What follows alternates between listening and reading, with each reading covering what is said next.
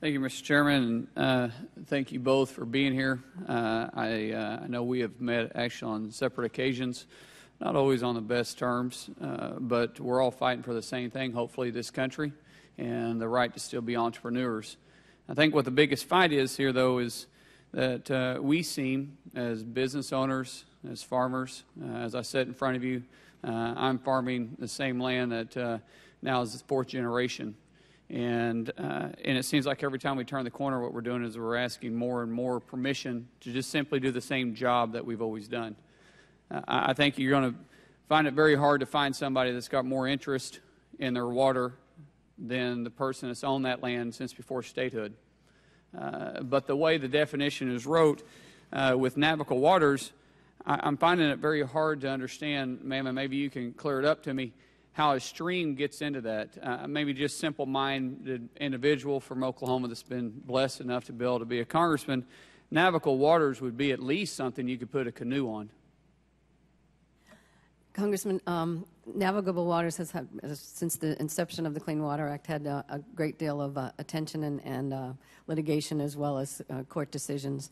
I'm well aware of those, but I'm just trying to figure out how you guys feel like you have to come out with clarification when it's pretty clear itself. And what we're doing is we're going farther up the streams and making the definition even more confusing, and we're taking rights away from the states. Sir, you had made a comment that you said the state water boards you felt like was on board with you. If I understood that, because the question that the chairman and Congressman Young had asked you was what state supports you, and you made a statement that the water boards of the state support you. I said that some of the organizations that represent states, their water associations, have supported doing a rule. Who? We don't have. Because I've got the gentleman from Oklahoma sitting that's going to be testifying on the second panel, and no one contacted them.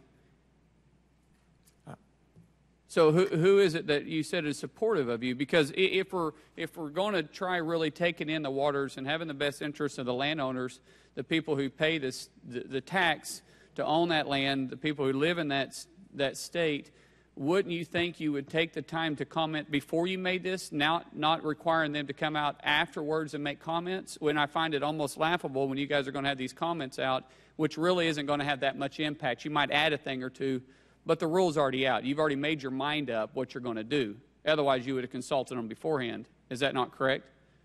We did talk to states. I can't say we talked to every state. Well, here is a list of state associations who have asked us to do a rulemaking. They don't necessarily support this rulemaking yet because we don't know what their position is yet, and we're going to work with them before we finalize. Then you should have had that before you went out with it. That's what I'm trying to understand. Now, let's go back to the farming just for a second. The way I read this is you guys are going to accept existing permits. It's not going to change existing permits.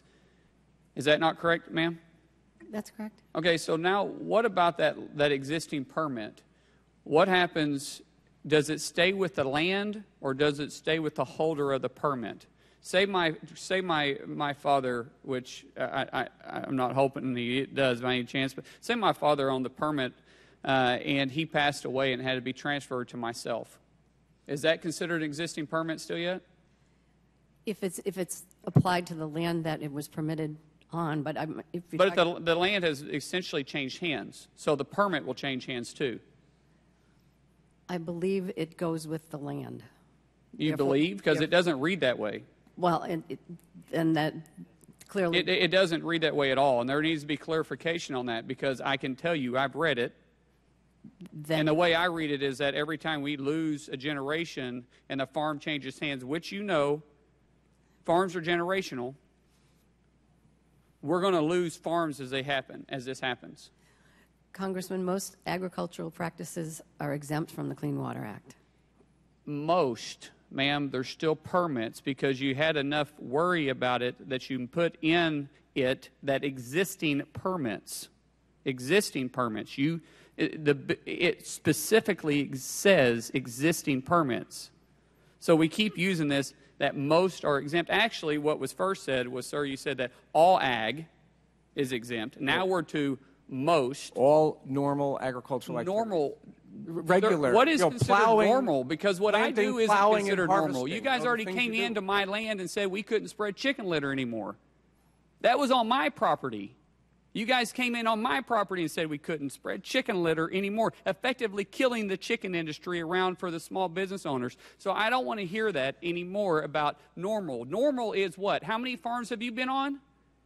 How many times have either one of you guys worked on a farm? What is normal in Washington, D.C.? There isn't one thing in Washington, D.C. that is normal. Not one. Well, so I don't want to hear the talking about normal. What I Washington. want to know is how are we going to protect generational farms? Congressman, if there's ambiguity in the proposed rule about existing permits and how they will be transferred between either the current permit holder or the future of that land, I think that's something we need to clarify. Yes, we do. Please, if you could, get with me on some clarification language on that. Thank you. Mr. Garrett.